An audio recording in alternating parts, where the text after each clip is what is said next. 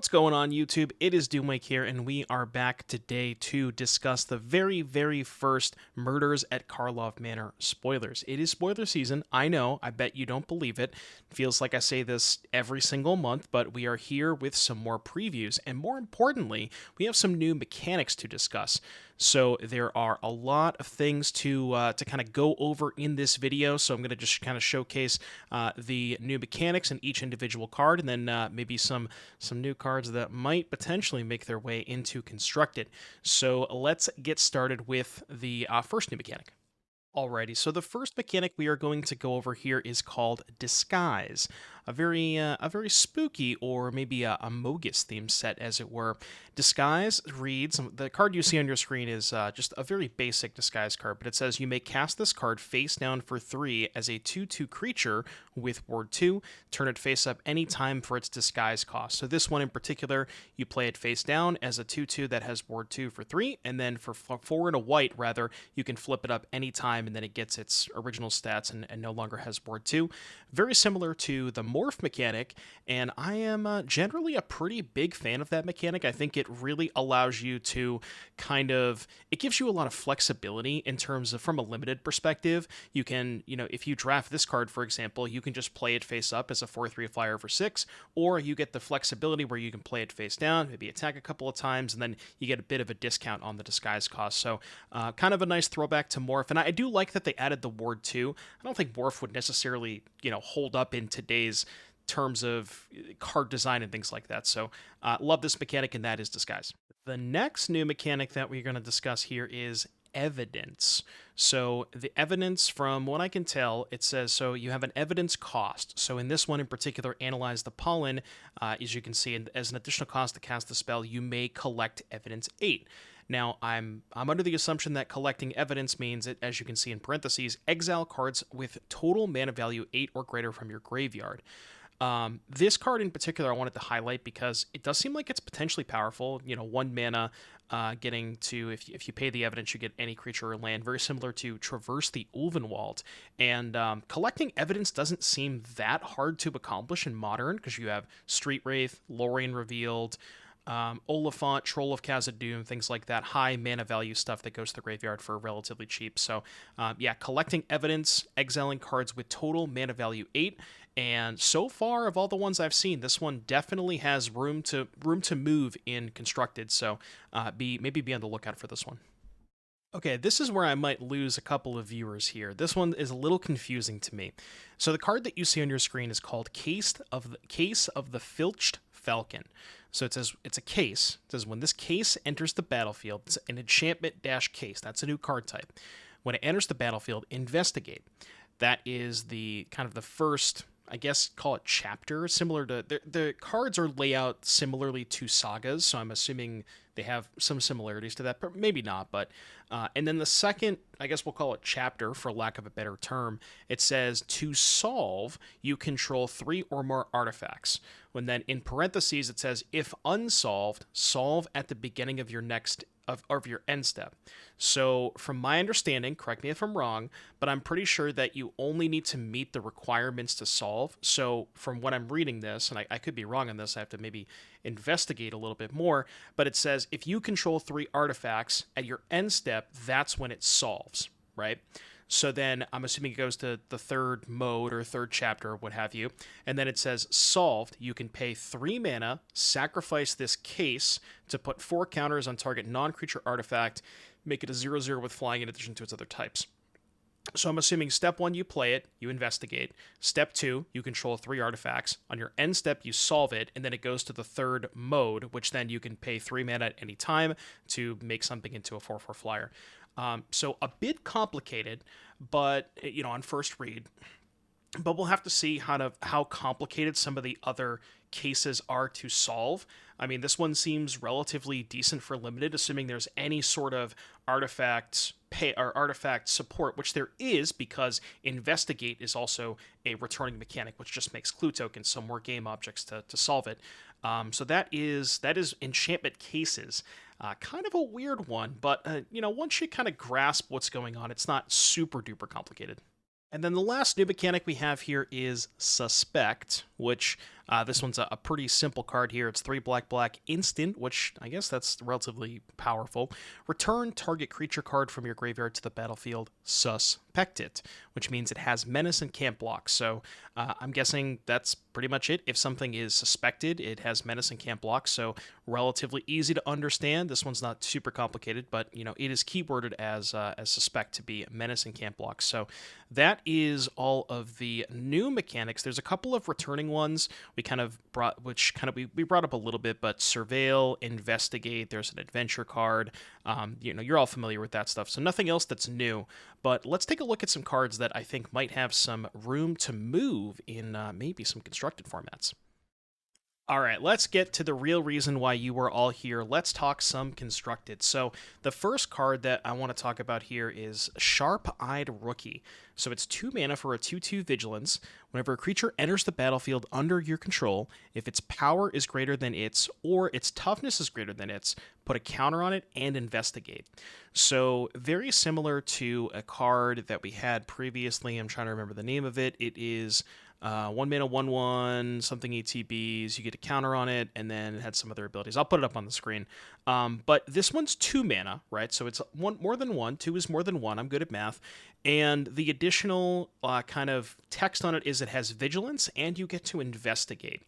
So I've been working on some standard decks recently. I recently tried one the other day. Hopefully that video is going to be coming up soon with Ozolith in standard, kind of like this red-green Ozolith-based deck with a bunch of counters.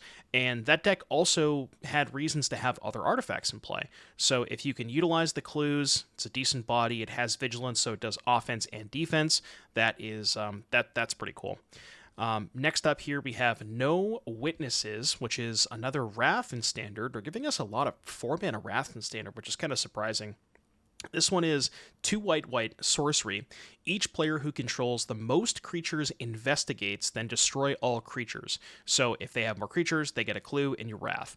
Very similar to Depopulate, with Depopulate being the downside being they get to draw the card immediately, and this one, the downside being they investigate. So seems a little bit better. Like, you'd rather make them spend the mana to draw cards. So if your standard deck wants to populate, it probably wants this one. Next up here, I'm going to show you a cycle of 10 cards, rather, actually. So they just keep printing fetchable dual lands. When will they learn at this point? So these dual lands, they all enter the battlefield tapped. They all have 2 types for their respective colors. And when they enter the battlefield, surveil 1. So ETB tapped, that's a massive downside. Surveil 1, that's certainly better than scrying, because most of the time you'd rather have the card in your graveyard. And these are way better than temples anyways, because they have types, so they're fetchable. I'm under the assumption that most modern decks that have a fetch land mana base will probably want 1 copy of these. I think the second is too big of a downside to have that many tap lands, but the first one's fine. Later in the game, if you need a spell, you can fetch this out. You get one more look at the top of your deck to try and find that spell that you're missing. So, reasonable downside, but I think that in the end, it'll be worth it to play a single copy. And the next card here, this one's shocking to me. So this is called No More Lies. Pretty simple card. It's a blue and a white instant. Counter target spell unless its controller pays 3. If that spell is countered this way, exile it.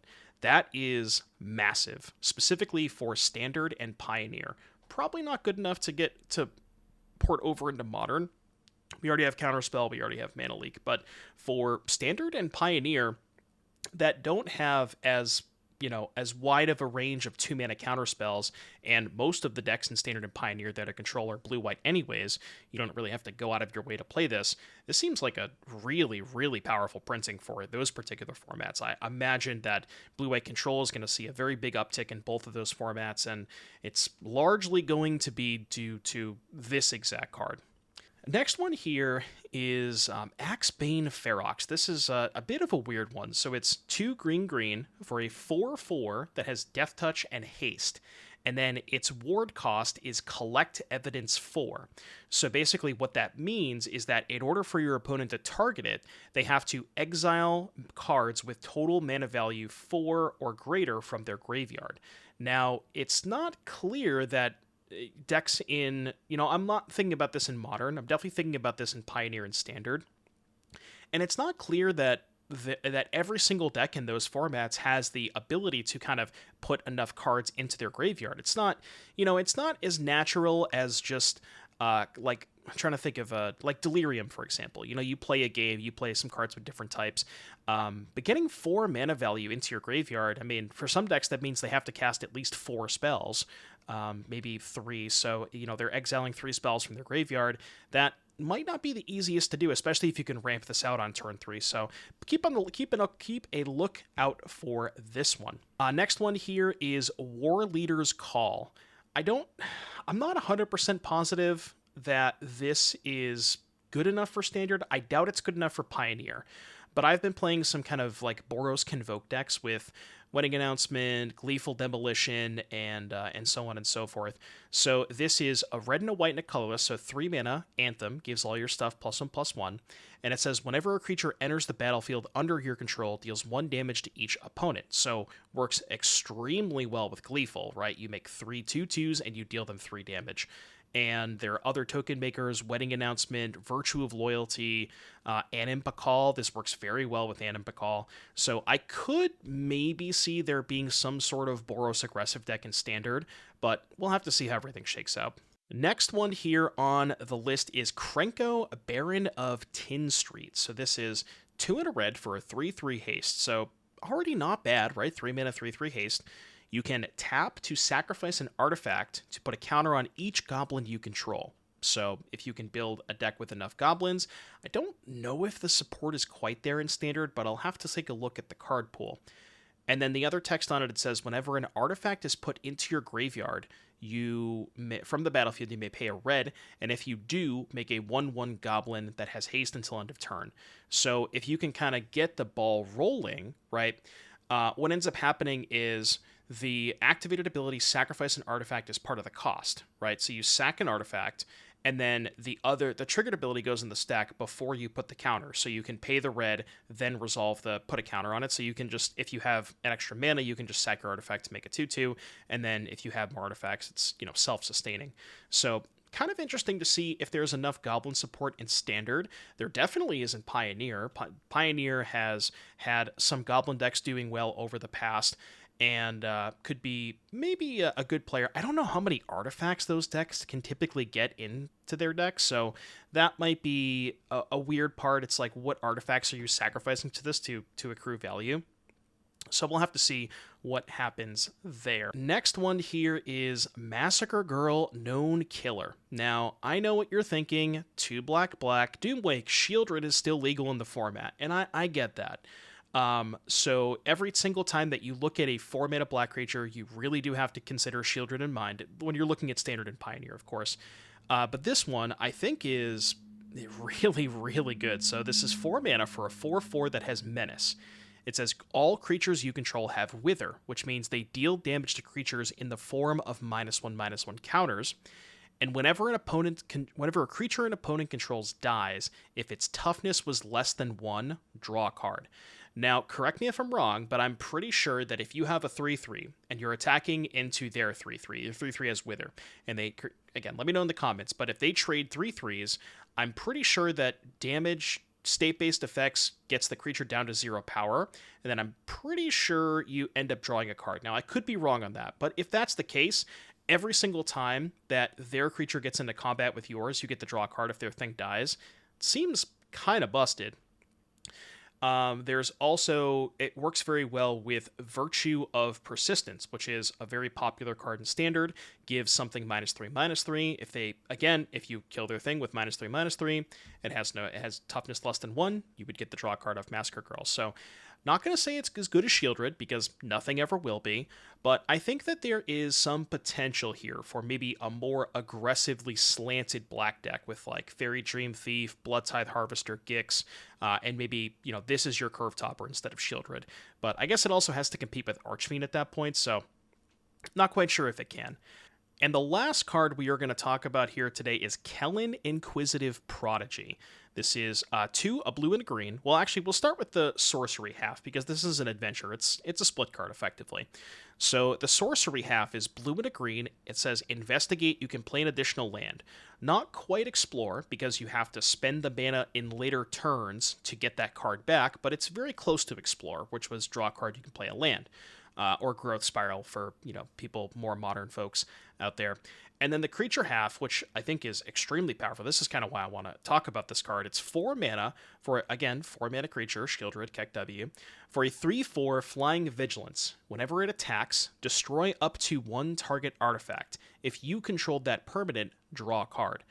So it kind of sort of it almost turns itself into a growth spiral because you get the clue, you play this on 4, and then if you still haven't had mana to crack the clue, you can just attack, blow up your own clue, and draw a card without spending the mana. So I think that's kind of funny.